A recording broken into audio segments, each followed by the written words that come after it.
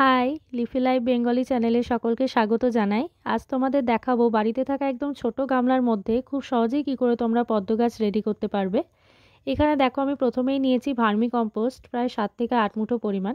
এর বদলে চাইলে তোমরা গোবর সারও ব্যবহার করতে পারো।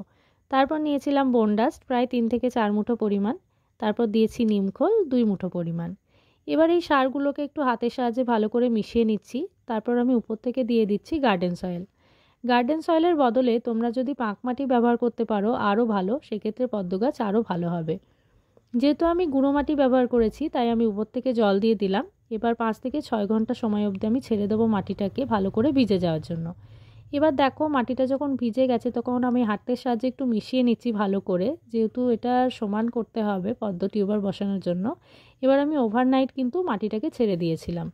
পরের দিন সকালে আমি এসেছি টিউবার বসানোর জন্য। দেখো একদম ধার বরাবর একটু মাটিটা খুঁড়ে নিচ্ছি হাতের সাহায্যে।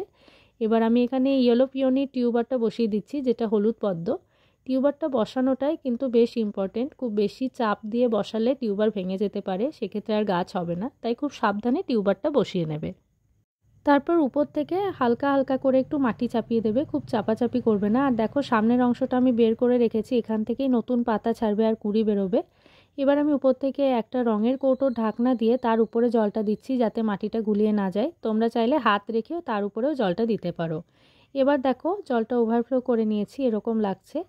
আরও কিছুক্ষণ ছেড়ে দেওয়ার পরে আমি এবার এসেছি, দেখো জলটা কিন্তু স্বচ্ছ হয়ে গেছে। আর আমি পরপর 2টো গামলা এরকম রেডি করেছি। তার আগেও 5-6টা গামলা আমার রেডি করা হয়ে গেছে পদ্ম গাছ বসিয়ে।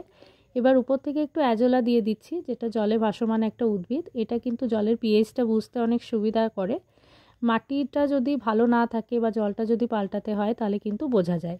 এখানে দেখো 7 দিন পরে একটা কুঁড়ি এসেছে।